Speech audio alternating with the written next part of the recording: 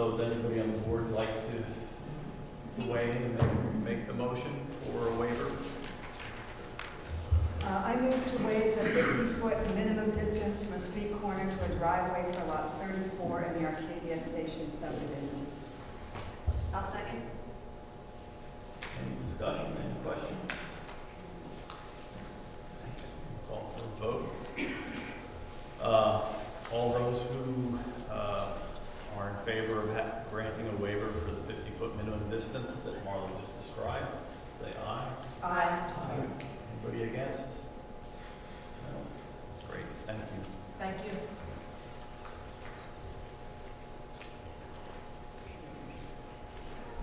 Next report is for Chief Maxey. Thank you. Thank you. Thank you, Mr. Chairman.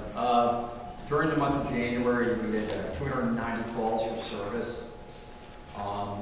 We had an incident that occurred at the CVS pharmacy that I think that we should talk about, only because the police department has received numerous calls from residents, and we've heard that there's a lot of incorrect information going around. So in an effort to just make sure that everybody that's here tonight, as well as people that maybe can go and talk with their neighbors, if you've heard anything about this, I wanted to make sure that you were getting it directly from the source.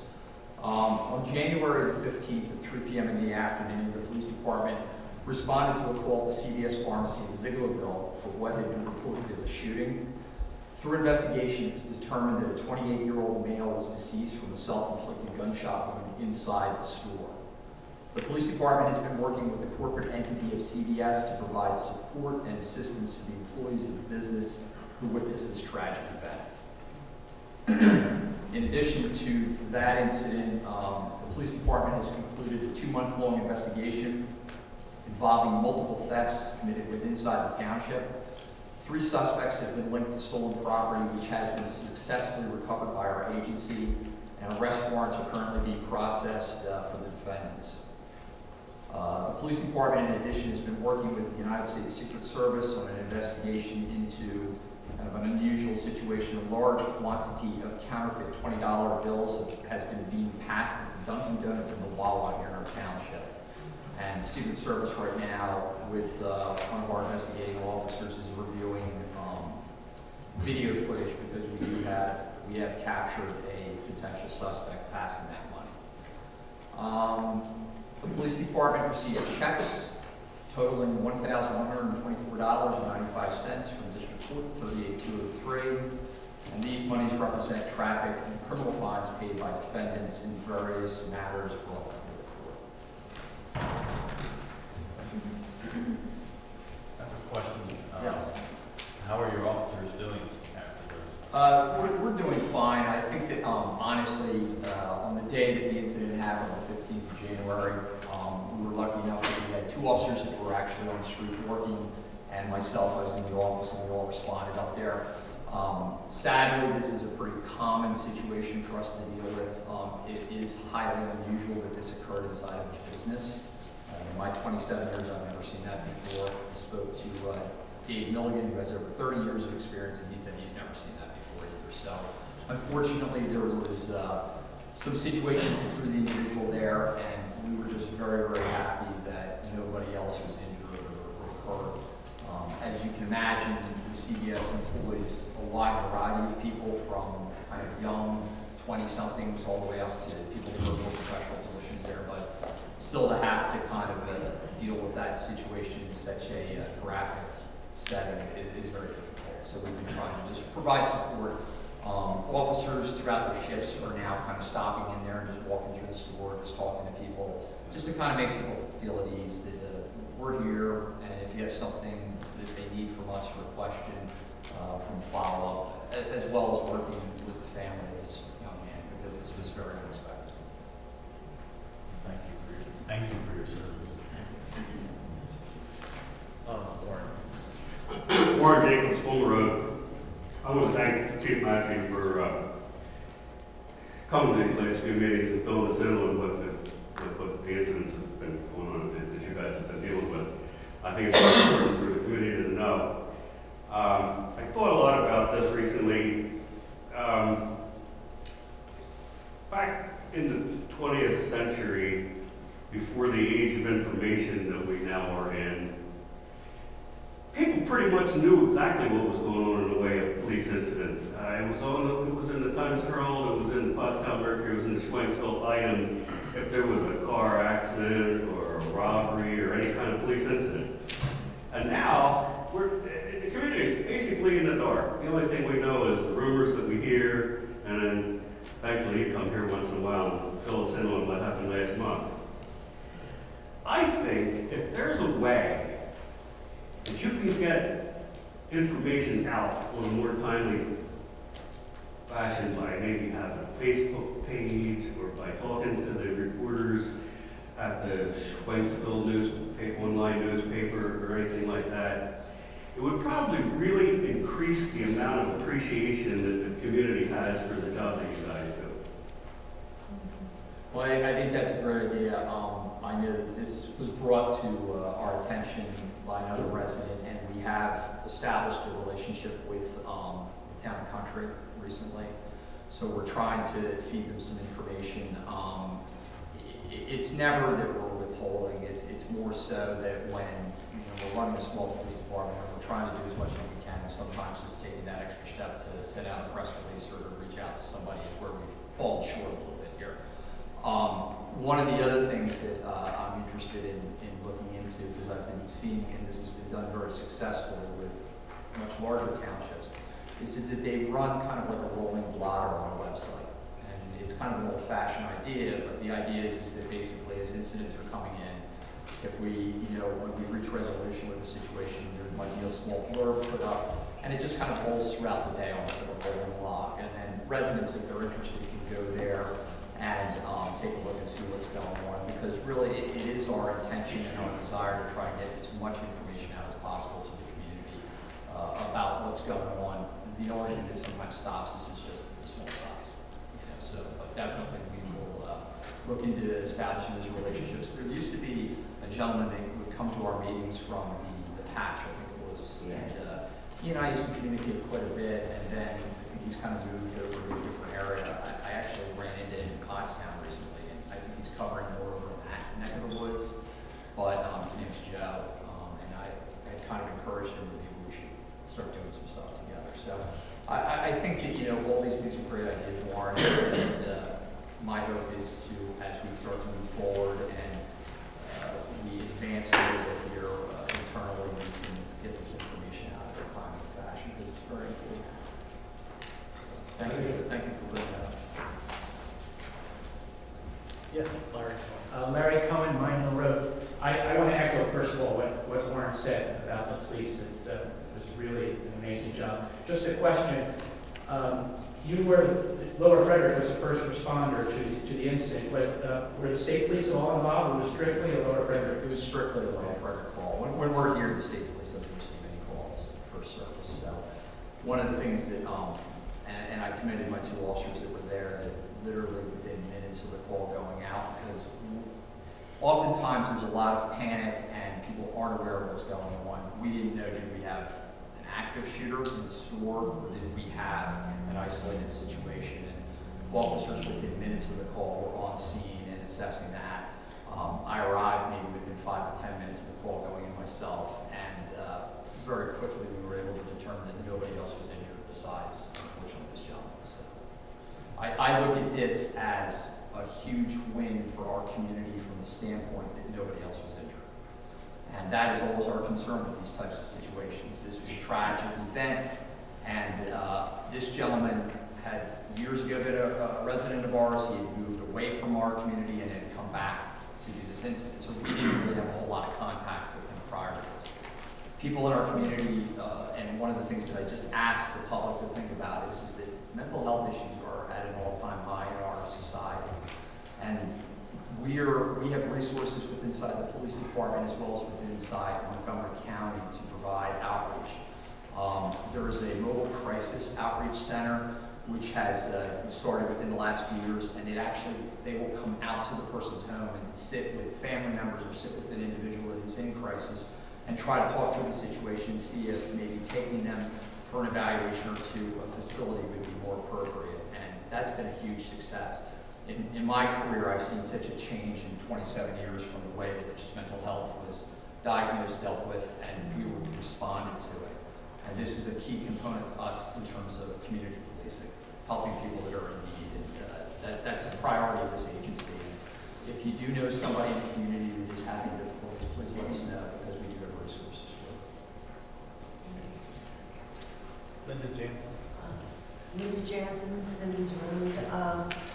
The unfortunate incident at CVS, was the individual an employee or perhaps a former disgruntled employee, or was he just somebody off the street?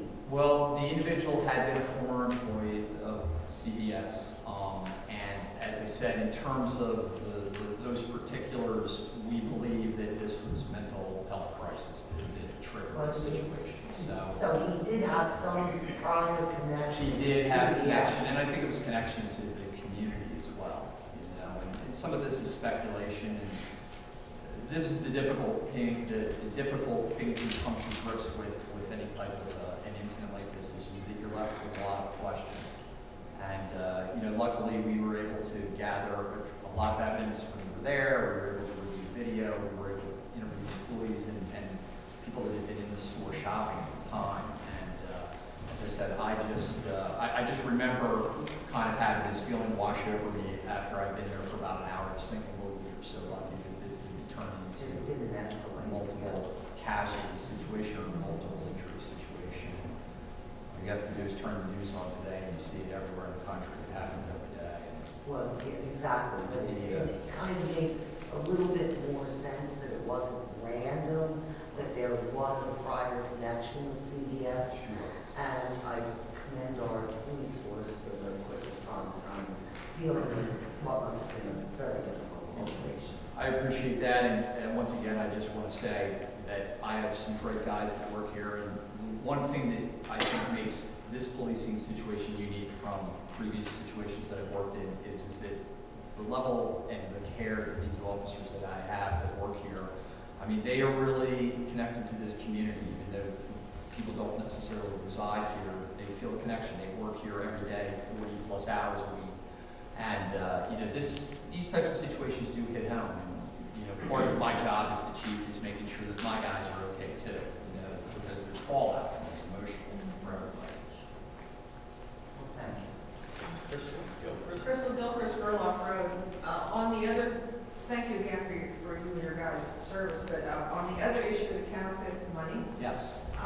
is there any risk to any of us who use CVS or Wawa that we're walking around with counterfeit monies in our pocket? Well, I think that, you know, and Crystal, that's a great point that you brought out. Prior to this really being detected, I think that that's when these bills were, they were changing hands. It's been a while. It's been a while, and CVS, Wawa was the first person to detect it.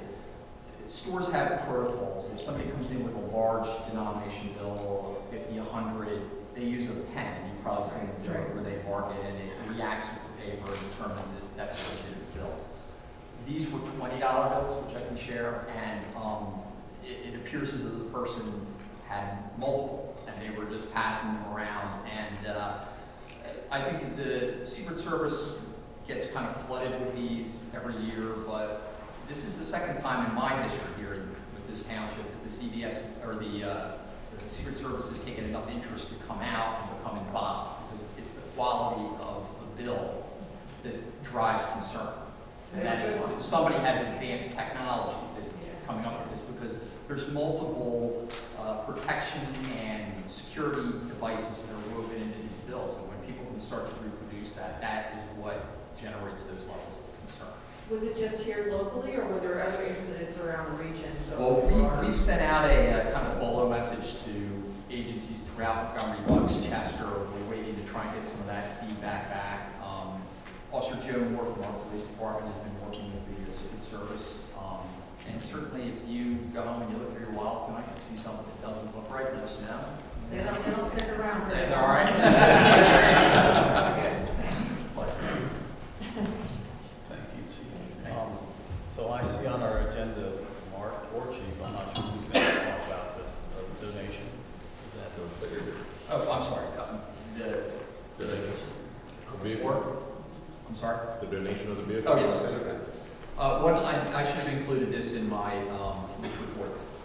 I was approached by Tom Trzansky, who is the chief of Plymouth Ambulance, and Tom has a 2005 Ford Explorer 4x4 SUV that the ambulance was going to be getting rid of. The vehicle's in very good condition, it's very sound, it runs well, and they wanted to know if we would be interested in taking it as a donation, maybe we could use it with the police department. So myself and Dave Milligan got together with Tom, and we drove the vehicle, we inspected the vehicle, and it really is in nice condition. I had approached Mark and then sent a message out to the board saying that I think that we should consider this. Our cost to basically make the vehicle usable for us, I'm estimating that at being really no more than $2,500. The advantage to this is that we would be getting another vehicle that is four-wheel drive for when we have bad weather. That's when we have our cars out, and quite frankly, having another car that has that four-wheel drive capability is not bad, not to mention just to have another car, and it's really what I consider to be a relatively low impact financially for us to increase our abilities. Right now, if we have every officer working, we don't have enough cars for every officer to be out on the street. Not saying that that happens that often, but if we did have a major incident or we have a detail going on or something, we don't have enough cars for everybody. The old Ford that we are getting rid of, that car has lived beyond its day. It's really started to deteriorate. We would kind of incorporate that into our fleet. But the lights and siren, really for safety reasons, have been taken off the car. The motor runs well, but the rest of the car is just falling apart. And that's why we kind of were thinking that if we had an opportunity to replace it with the 2005 Ford donated by the ambulance, we could recoup hopefully some small costs from the sale of the Crown Victoria, and we can roll that into upfitting. What would be involved in outfitting the vehicle is the car already has lights on it. We would have to change the lights to represent police, which are red and blue. Currently, right now, I believe they're just blue, so we'd have to change those over, and we would have to put our decals inside the car. But other than that, the car's ready to go. So I wanted to bring it to the board for consideration and input. Any questions for Chief Maxey regarding the vehicle? No, I mean, the only thing I asked was that the inspection, like it was coming up in April, that we could get an early inspection just to make sure there's no underlying issues. Sure. That sounds like a good solution. Any other questions? Any questions from the audience?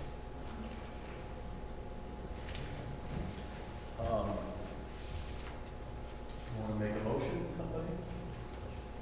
Regarding the acceptance of this donation? Yes, I move to accept the donation of the from the Plymouth Ambulance Corporation and approve the updating of this vehicle for use by the Lower Frederick Township Police Department.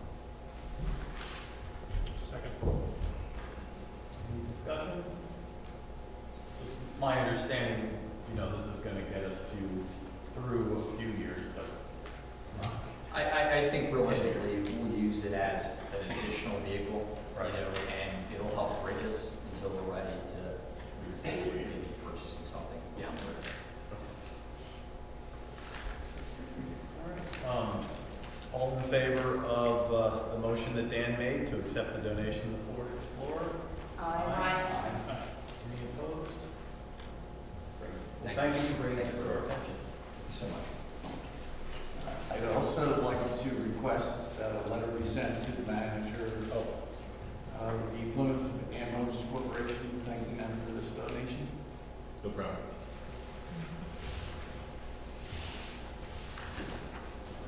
Thank you. Township manager, roadmaster report. For the month of January, we had one plow event, we had 2 salt pump inspections. Of course, we had to get a salt delivery and push that up. We repaired the trucks after the storm. We mixed up 100 tons of salt and cinders. We replaced the roof on the Cuddy Park sign. We installed the new doors here at the office, and we relocated the signs at the Girl Off-Road Bridge as per the inspection request. And we started cleaning ditches with marked availability. Any questions for the roadmaster? Those doors that you installed, those are like reinforced doors? That would be a question They're for real, they're solid doors. They're solid doors. Okay. They're not filled with cold. So the doors, yeah. Yeah, this is something I've been talking about, Bonnie's not here, with Bonnie for almost 2 years. The doors that go into the office, you've got the bulletproof glass, but those doors are like, I mean, I could knock them down. So I think it's a good thing that we have a little additional security in our office. I know the people who work in there are hopefully feeling a little more secure as well. So thanks, Tom. Warren? Warren Jacobs, School Road. Tom, is that, all the material is being dumped over at Colonial Park, is that from the ditch cleaning? Good that you're doing that. I really noticed a lot of washed out dishes in that Saturday's storm. Well, Crushed pipes and clogged storm sewers and full ditches. we actually were very lucky Saturday for the amount of rain we had in that short of time. We had over an inch of rain in 2.5 hours.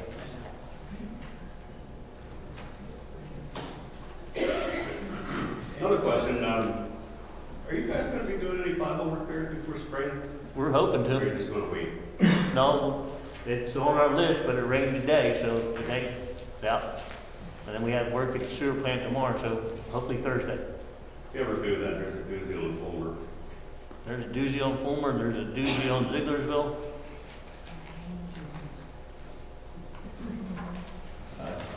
Tom, can I ask you a question? With respect to road closures due to the flooding, what's the process then? Because I know there's a number of roads in Little Frederick that get closed Well, when it floods. I work with our emergency management coordinator there, Patrick. And then, like, I watch the computer, and it gets up to a certain height, and that's when I come out and close the road at your house. We know at 8 foot that road goes under, Okay. at greater. Yeah. No, I was just wondering if there is, so there is a process. Yeah. It's not just our, not just. No, a few of them. We have, that was more of a small stream event. Somebody, I guess from the police, the fire department called you? Yeah, one of our fire team members was in the area, just happened to shut down. Right there at Smith Road. That area, when we get a lot of rain in a short amount of time, the water comes down the valley there and floods Smith Road in no time. I was just curious what the process is. Okay, thank you. Any other questions for Roadmaster? Thank you, Tom.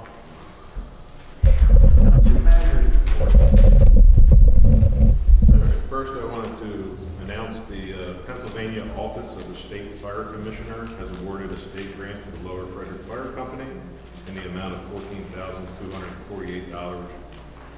The fire company and the Emergency Medical Service Grant Program assists departments across